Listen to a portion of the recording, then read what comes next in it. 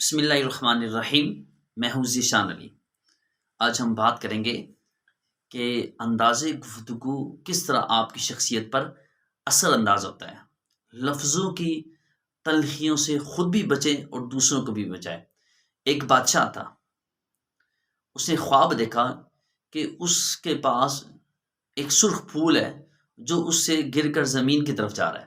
اگلے دن اس نے اس کی تعبیر پوچھی تو ایک آدمی نے اس کی تعبیر یہ بتائی کہ بادشاہ سلامت، آپ اپنی زندگی میں دیکھیں گے آپ کا بیٹا، آپ کا پوتا، آپ کا پڑپوتا آپ کی آنکھوں کے سامنے مرے گا۔ بادشاہ کو غصہ آیا، اس نے اس آدمی کو اٹھا کر جیل میں ڈال دیا۔ دوسرے آدمی سے پتہ کیا کہ اس کی تعبیر کیا ہے، تو دوسرے نے کہا بادشاہ سلامت، آپ اپنے ہاتھوں سے اپنے بیٹے، پوتے اور پڑپوتے کی تاج پوشی کریں گے۔ بادشاہ بڑا خوش ہوا اور بادشاہ نے اسے انعام دے دیا۔ اب دونوں کا مفہوم اور بتانے کا مقصد ایک تھا، لیکن پہلے نے الفاظ کا چناؤ اس انداز میں کیا کہ جسے بادشاہ کو غصہ آیا۔ حالانکہ بیٹا دنیا سے جائے گا تو پوتے کی تاج پوشی ہوگی، پوتا جائے گا تو پڑپوتے کی ہوگی، لیکن دوسرے کے الفاظ کا چناؤ کا انداز ایسا تھا جس سے اسے انعام ملا۔ حدیث پاک میں آتا ہے، نبی کریم صلی اللہ تعالی علیہ وآلہ وسلم نے ارشاد فرمایا کہ اچھی بات کرنا خاموش رہنے سے بہتر ہے اور خاموش رہنا بری بات کہنے سے بہتر ہے۔ امام محمد بن محمد غزالی جو ہیں، آپ لکھتے ہیں کہ گفتگو کی 4 قسمیں ہوتی ہیں۔ سب سے پہلے فرمایا فائدہ مند گفتگو، نمبر 2 نقصان دہ گفتگو، نمبر 3 ایسی گفتگو جس میں فائدہ بھی ہو اور نقصان بھی ہو، اور نمبر 4 ایسی گفتگو جس میں نہ فائدہ ہو اور نہ نقصان ہو۔ اللہ تعالی ہمیں اچھی اور مناسب گفتگو کرنے کی توفیق عطا فرمائے۔ اب کیسے آپ یاد رکھیے گا، بولنا ایک سکل ہے، مناسب گفتگو کرنا، اچھی گفتگو کرنا، معیاری گفتگو کرنا ایک سکل ہے۔ اب آپ اپنے سکل کو یعنی کہ بولنے کے انداز کو کیسے امپروو کر سکتے ہیں؟ ایک بڑا ہی مشہور محاورہ ہے، پہلے تولو پھر بولو۔ آپ یاد رکھیے گا، اس کی مثال آپ یوں سمجھیے کہ ایوری ایکشن از ریئیکشن۔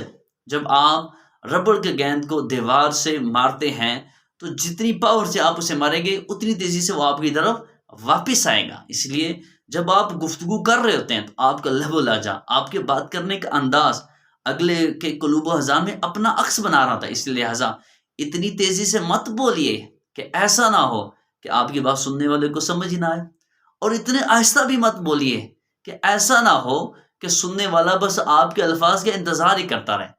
اب کیسے بولنا ہے؟ متوسط انداز میں، اوسطن، درمیانے معتدل انداز میں، نرم انداز میں، ٹھہر ٹھہر کر، اور ایک محبت بھرے انداز میں مسکرا کر گفتگو کرنی ہے۔ اب فائدہ کیا ہوگا؟ آپ نے کہا کہ کھانا کھا لو، یہ بھی ہے، لیکن اگر آپ کہتے ہیں کھانا کھا لیجئے تو کیسا لگتا؟ یقیناً اچھا لگتا۔ میرا فیصلہ یہ ہے، یہ بھی جملہ تھا، لیکن اگر آپ کہتے ہیں میری رائے یہ ہے تو یقین مانیں آپ کے الفاظ جو ہیں ایسے الفاظ ہوتے ہیں جو کسی کے دل میں اتر جاتے ہیں، اور بعض دفعہ آپ کے ہی الفاظ ہوتے ہیں جس کی وجہ سے آپ کسی کے دل سے اتر جاتے ہیں۔ اب دونوں چیزیں آپ کے سامنے، ایک ایسا جملہ بولا آپ کھانا کھا لیجئے، تو اب کیا ہوا؟ آپ کسی کے دل میں اتر جاتے ہیں۔ اب آپ نے بولا کھانا کھا لو تو کسی کے دل سے اتر سکتے ہیں۔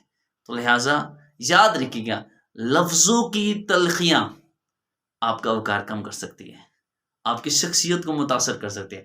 ایسے الفاظ کا انتخاب کریں۔ اب کیسے کر سکتے ہیں؟ تو آپ یاد رکھیے گا، دوسروں کو عزت دیں گے آپ کو عزت ملے گی، دوسروں کو محبت دیں گے آپ کو محبت ملے گی، دوسروں سے شفقت کا معاملہ فرمائیں گے تو آپ کو شفقت ملے گی، اور سب سے بڑھ کر پیارے نبی کریم صلی اللہ تعالی علیہ وآلہ وسلم کی مبارک ذات، آپ کے انداز گفتگو ایسا کمال کا گفتگو تھا، جو ایک بار آپ کی گفتگو سنتا وہ آپ کا ہی ہو کے رہ جاتا۔ تو اب اس میں ضروری ہے کہ اپنی جو ٹاکنگ سکل ہے اس کو امپروو کریں اور غور کریں، کہیں میری باتوں کی وجہ سے کسی کو ایسے زخم تو نہیں ڈالے جو ہمیشہ کے لیے بھرے نہ جا سکتے۔ یاد رکھیے گا، تلوار کا زخم جو لگتا ہے وہ وقت کے ساتھ منمول ہو جاتا ہے، بھر جاتا ہے۔ آج کل تو بڑی جدید میڈیسن ہے، لیکن جو زبان کا زخم ہوتا ہے وہ تو سالوں سال گزر جاتا ہے لیکن بھرتا نہیں ہے۔ اور نقصان کیا ہوگا؟ آپ کی شخصیت متاثر ہو کے رہ جائے گی، آپ کا وقار کم ہو جائے گا، آپ کی عزت کم ہو جائے گی. اس لیے پہلے تولیں اور پھر بولیں. مزید اس طرح کی ویڈیو دیکھنے کے لیے ہمارے چینل کو لازمی سبسکرائب کیجیے. شکریہ.